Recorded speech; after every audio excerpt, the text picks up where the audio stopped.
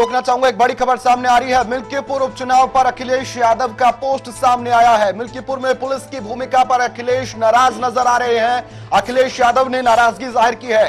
उन्होंने कहा कि मतदान प्रभावित करने का प्रयास किया जा रहा है। पुलिस मतदाताओं को डरा रही है, मतदान करने से रोक रही है, और ये आरोप लगाते हुए अखिलेश यादव ने पोस्ट किया है। अखिलेश यादव लगातार पूरे मतदान पर जो है नजरें बनाए हुए हैं और उन्होंने पुलिस की भूमिका पर नाराजगी जाहिर की। और एक और बड़ी खबर, बिल्कुल एक और बड़ी खबर सामने आ रही है। मिल्कीपुर उपचुनाव पर सपा ने खड़े किए हैं बड़े सवाल। निष्पक्ष चुनाव पर अजीत प्रसाद ने भी सवाल उठाए हैं। जी हां, जहां एक और इस चुनाव को लेकर के मतदान किया जा रहा है और ऐसे में अब बड़े सवाल भी खड़े कर रहे हैं सपा से।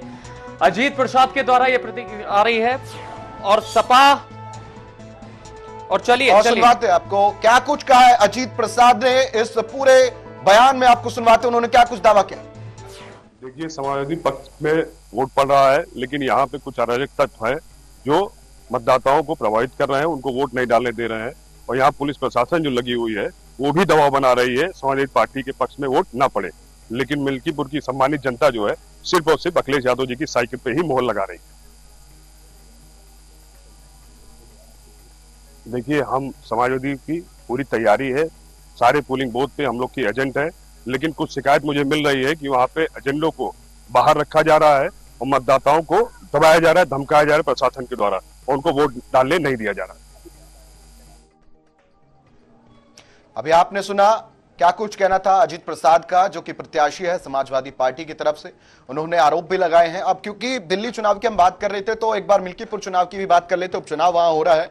अजीत प्रसाद ने ये दावा किया है कि वहां पर धांधली हो रही है। अखिलेश यादव भी लगातार पोस्ट कर रहे हैं।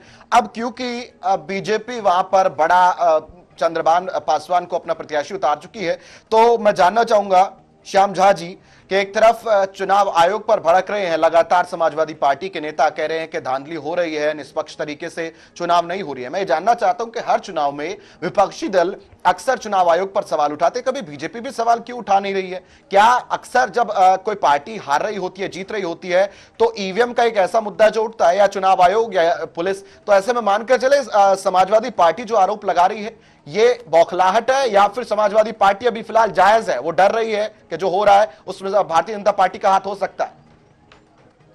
देखिए, हार की हताशा होती है। और रही बात विपक्षी दलों का, तो विपक्षी दल तो देखिए किस पे सवाल नहीं उठाए, सेना पे सवाल उठाए, न्यायपालिका पे सवाल उठाए।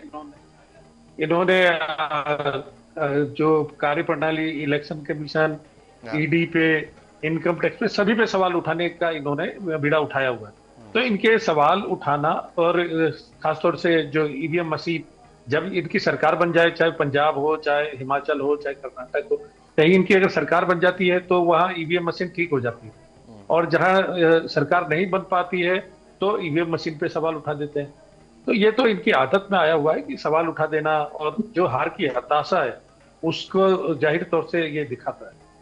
ठीक है, शाकिर जी का रुख कर लेते हैं। शाकिर जी, एक बड़ा सवाल बना हुआ है। सन 1993 के बाद दिल्ली राजधानी में जब चुनाव की शुरुआत की गई है तो वहां मान सकते हैं कि सबसे पहले शुरुआत में भारतीय जनता पार्टी ने बढ़त बनाई, लेकिन उसके बाद से जिस तरह से कांग्रेस पुरानी पार्टी रही है और पुरानी पार्टी के साथ जो जनता का विश्वास मिला है, वो लगातार 3 बार सत्ता के संग्राम में विजयी रथ पर बैठे हैं। उन्होंने वो विजय पथ और दिल्ली वासियों का विश्वास अपने नाम किया था। लेकिन एक छोटी सी पार्टी से शुरुआत करके राष्ट्रीय पार्टी बनकर आम आदमी पार्टी ने जो अपना 11 वर्षों का सफर तय किया है, इसके पीछे क्या वजह हो सकती है कि कांग्रेस आज तक अपना दामन आगे नहीं बढ़ा पाई है? क्या ओवर कॉन्फिडेंस मान सकते हैं, या फिर यहां कमियां और नाकामियां मान सकते हैं? देखिए, नो डाउट आम आदमी पार्टी की शुरुआती दौर की जो राजनीति थी वो जनहित में थी, दिखती भी थी और लोग महसूस भी करते थे। आम आदमी पार्टी की शुरुआत बहुत ही अच्छी रही है, बेबुनियाद चीजों पे वो नहीं आई है। लेकिन बीजेपी वादा करने में तो नंबर 1 है, टॉप पर है। इंटरनेशनल लेवल पे कंपटीशन जीती हुई पार्टी है। वो सर्टिफाइड पार्टी है कि वादा बड़ा स्ट्रांगली ऑथेंटिक स्टाइल में करती है वो। लेकिन उनका वादा जो है अब जुमले में तब्दील हो चुका है। खास तौर से उनके बड़े बड़े लीडर, होम मिनिस्टर तक कहते हैं कि नहीं, वो तो जुमला था। तो बहुत बहस करने की आवश्यकता नहीं। बीजेपी के वादे खोखले होते हैं, उन्हें धोखेबाज माना जाता है, जुमलेबाज माना जाता है। ठीक है।